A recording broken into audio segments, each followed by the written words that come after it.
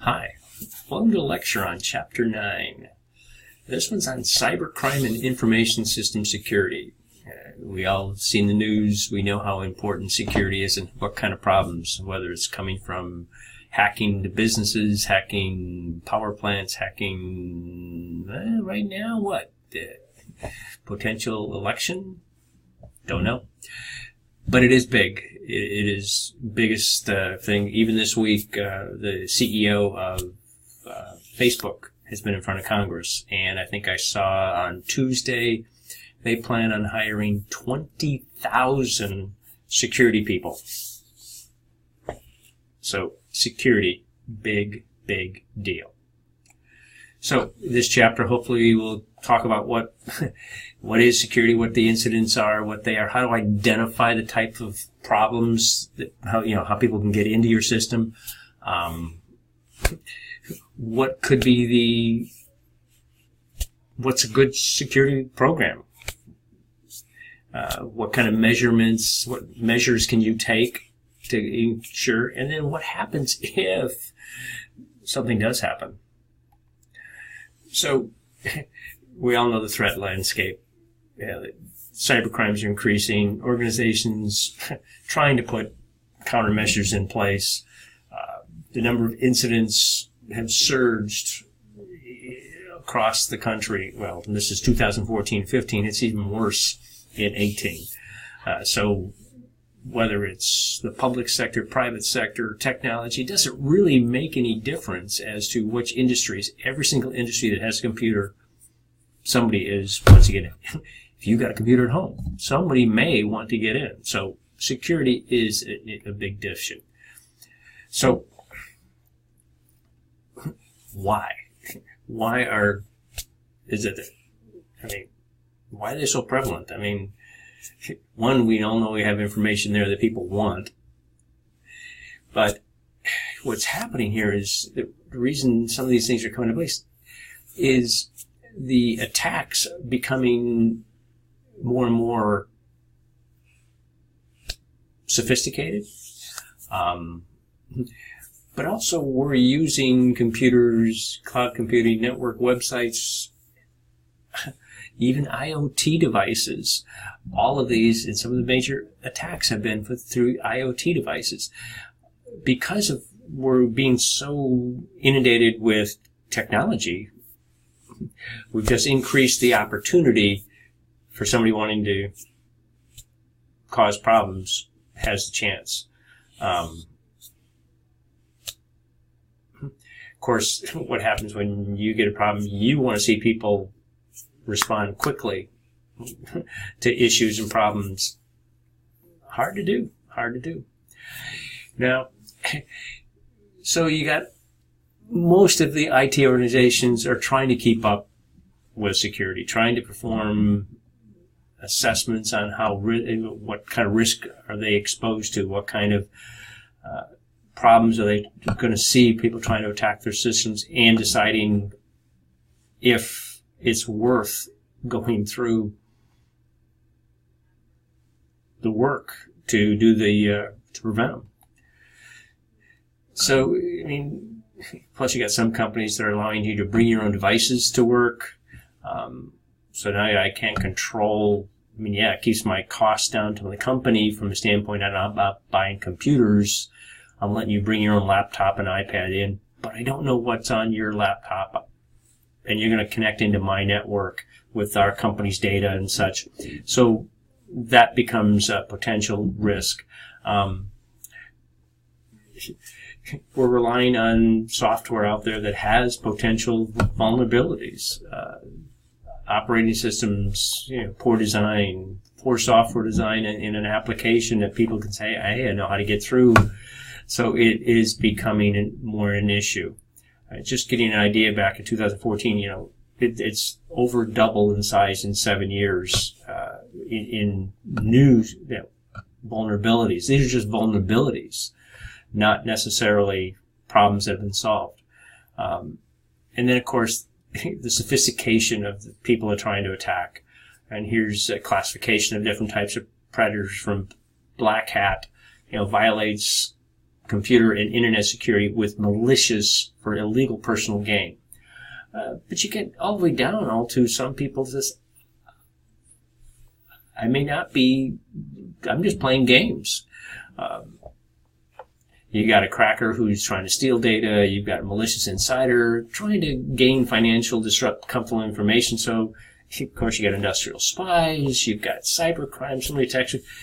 Again, I'm attacking it for financial gain, personal financial gain. A hacktivist. Somebody who's got a website to promote a political or an ideology that they're trying to cover. And then, of course, cyber terrorists. Someone that's trying to disrupt, destroy infrastructures, whatever, to kind of just call mayhem, I guess. Different types of access. We're going to go through the definitions. A lot of these I won't go through them really quickly, but just know that there are it used to be that, we just had to worry about viruses, and then worms, and then Trojan horses, and then spam. And as you can tell, they have increased about as fast as the types of technology we're using. Common attacks have increased also. Ransomware, viruses, worms. So it's ransomware, just malware that says, hey, I'll stop your computer. You can't have access to it till you pay me a fee, photos, something in return to let me turn on your computer. Viruses are just a piece of code that causes the computer to act unexpectedly. It can be spread different ways. A worm's just kind of their software that's loaded and just kind of sits there and waits. And it can propagate without us knowing it. It's just sitting behind the scenes and just causing problems behind the scenes. Trojan horse, they're just a way of introducing you to the code. The code's hidden in what looks like a very harmless link, website, email. You click on it, next thing you know, it's created a backdoor, another way into your computer without you knowing it. You may hear the term logic bomb. Hey, a Trojan horse is kind of like sitting there and waiting for a certain event to trigger, whether it's printing a report, a certain date and time. So some kind of event would trigger that happening. A blended threat, which means you're just getting a combination of all of these different types of effects that come in. Spam, use of email to send unsolicited email to large numbers of people. And we get a lot of that. Of course, there's laws out there to try to eliminate and control this spam, because all of us have complained, so Congress created a law. But there are ways that, so how many have gone into a website, you're activating, and says, hey, are you really a person? And it basically just kind of gives you a way of automating to test if you're humans. And they've got tests that says, hey, unless you're a really sophisticated computer program, you can't do this. So this way, at least, there's some way of maybe showing that you're a computer. Companies sometimes get hit with distributed denial of service. And basically all the denial of service is, I'm going to do some activity frequently enough or by enough different computers that keeps my server so busy that I can't handle normal day-to-day, what I normally do. So it just keeps the PC so busy, just can't do the work it won't let you log in, maybe. You may hear the term botnet. Basically, all that is a group of computers controlled. So to kind of try to force this distributed spam or malicious code in, but it's just basically a more coordinated attack by more than one person. Give you an idea of a distributed denial of service. You give enough computers A through E, boom, and all of them are waiting. But if I hit them with 1 million responses, 10 million responses, can a server deal with all of those responses? And eventually, at some point, they're just going to be waiting because all happening is these high-level interrupts. A rootkit. It's just a set of programs that allow users to gain administrative access. So there's just a set of tools to execute files, access logs, monitor activity. And actually, I've had students in networking, a Net 175 class,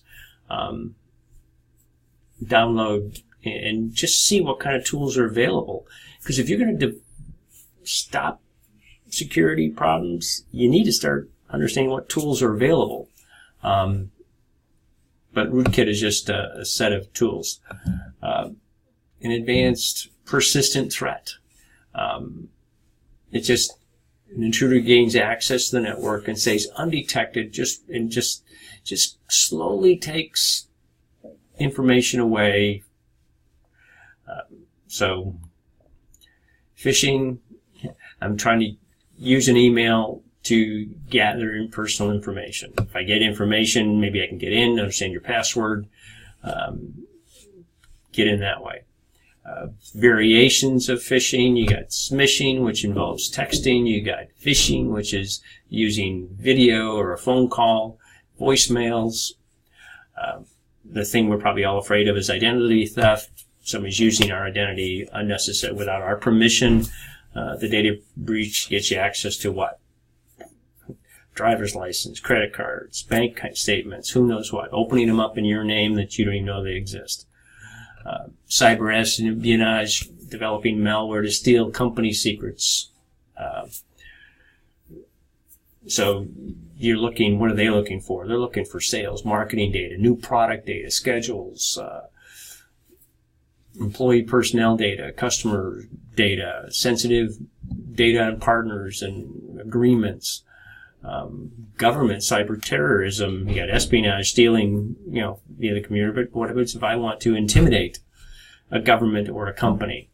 The Department of Homeland Security provides a link that helps report and track these attacks. And cyber terrorists daily try to gain access to a number of important sensitive information. I think I'll post a link here that shows you ongoing security attacks. There's a website that tracks simultaneous attacks, which countries and where they're coming from and going to. Very interesting link. I'll post that on the resource tab and take a look at it. Several different laws that are in. Ones we're probably more the one we've heard about the most is probably the U.S. Patriot Act. But there are several laws on the books to try to help. I'm sure this will increase as time goes on, but right now these are some of the ones that we have. So what do? A strong security program. Hey, I got to assess the threats. I got to know what my weaknesses are, and then I got to identify action that I'm going to do to take care of the most serious. I'm not going to be able to close all the doors, but just like at home, if you lock the door at your house, you probably will be okay. They're looking for car doors that are unlocked, keys or ignition, simple things. They're looking for the easy way in. So just by putting a little bit of security on can probably cause get rid of a lot of problems. But you as a company or as an IS, IT person, you're going to need to think about, okay, how much am I willing to spend to block everybody? And then, of course, the question is, if an intrusion occurs, what am I going to do? Who am I going to notify? How am I going to gain, protect the evidence so that I could prosecute if I wanted to? How do I contain it? How do I get rid of the problem, eradicate it? And how do I recover from it? So let's look at risk assessment. It's just the process of assessing security-related items. What assets do we have? What identify lost events or risks that could occur? What happens if somebody took it? Assess how frequently or the likelihood of that data being taken. And then what would be the impact of this? How much money, how much time loss, maybe company threaded. Oops, sorry. And then assess the feasibility of being able to create a solution. You may not be able to create a solution. And then, of course, as we've done a lot of things so far in this class, is I got to understand the cost benefit. Okay, what's the benefit of me spending the time to create the mitigation solution versus the event? And then, of course, am I going to make a decision whether I'm going to do it or not? You also say, hey, am I going to buy or lease or develop in-house? The same software development assessment we did earlier. And one of the things you need to do is make sure your company's got a security policy. Basically, a set of rules that controls and sanctions what needs to be done to protect resources. The automated system rules that just says, hey, what I've got written on paper should also be automated, put online. Some companies have been, certain requirements for mobile devices. But you need to have, a company needs to have a security policy, something in writing that they're going to do. Of course, I've got to what? I've got to make sure everybody understands the policy and the guidelines and how to protect passwords and preventing other people from getting access. How do I, what controls am I going to put together? What kind of reports are going to be made? Taking care of company assets and storage devices. But you got to educate the users, the employees, contract workers, everybody. Because we're going to try to prevent prevent intrusions as much as we can. And then we'll look at what kind of things can I do to prevent security. Well, okay, I can implement a company firewall. Hopefully your PC at home's got a firewall. It's just system software and hardware, or a combination of the two, that kind of is a barrier between the internet and your internal barriers. You're going to see the term next generation firewall. And basically it's hardware, software. It's just a little bit more sophisticated to try to protect you a little bit deeper in the problems that could come through. Sometimes you're going to get a security dashboard that says, hey, this is the number of types. If I'm an IT manager,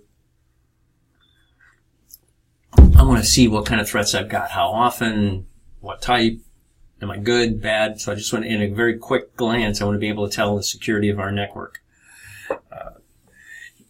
Antivirus software, hopefully you've got some running on your software and your PC. It tells you if viruses come up. Big thing with antivirus software, make sure it's backed up. Make sure that the new solutions, the signatures are done. You want to make sure that, employees remain active, once they leave the company. You can also create, I got to be extra, if they leave, I got to turn off their access. Another safeguard is I may give only certain users access to a certain part of the system. So give them role or user accounts that only allow you to have access to a certain amount of information. Most critical internet security threats, I need to know how to, we are slow in fixing these things. You can scan the internet for other systems out there. The U.S. government and CERT, updates most frequently impacted vulnerabilities. Actions required to address these issues. Keep your software up to date, because there's changes being made to software to kind of patch each hole, so make sure those are done. Do a security audit. An audit is just basically, I just need to say, okay, how do I go through and validate that policy is being followed? What kind of, how is it being followed? How well is it being followed? Review the different systems and data and record keeping and try to get somebody to come in and break into the system. Of course, that's that penetration test. Now, I could sometimes go through and detect information. And there's several systems out there, intrusion detection systems, which are software and hardware that monitor the system activities and then notify security personnel that, hey, somebody's trying to get in. There's a couple of different types out there, but you get a knowledge-based IDS or a behavioral. And it's just what kind of information are they tracking and try to get to. Just an idea of where those types of things would be located. And the question is, okay, if I'm attacked, what am I going to do? I need to make sure ahead of the game, I need to have a plan written down So I understand what legal's going to do, what senior manager's going to do, what the IT person's responsibility, what kind of data am I going to capture, what kind of reports am I going to write up,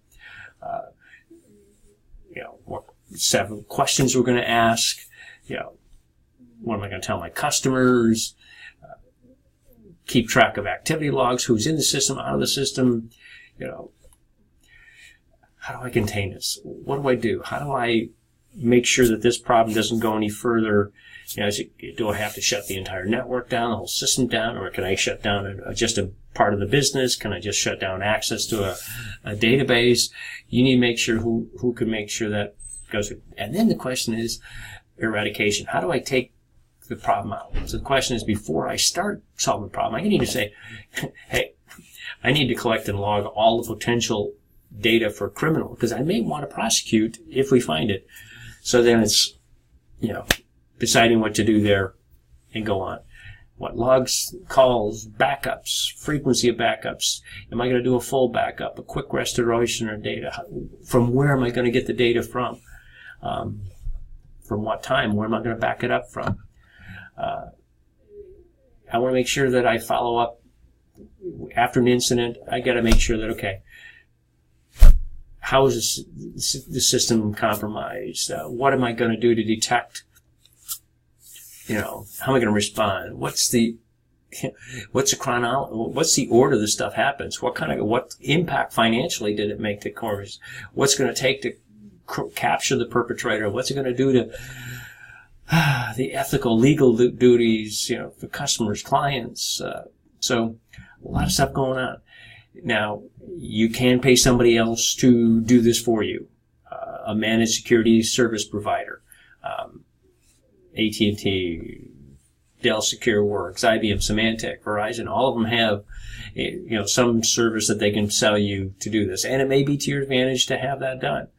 Now, we all like CSI. Computer forensic. It basically just now, how do I combine the law, computer science to help solve this problem? So they investigate incidents, try to tell you how to fight this crime. Different certifications, if you're interested in this, several different certifications. Just a growing future job needs. Like I told you earlier, if Facebook is going to hire 20,000 people, I guess some percent of them is going to be, computer forensic people. These are some of the certifications you may want to think about going to if this interests you. So yes, computer crime is serious and requires a lot more organization, and organizations are going to have to make that as a key business decision and follow through, because it is important to their business long term and in the future. This video ran a little bit long, but this is a pretty important topic. So hopefully this helps, and I'll see you next week.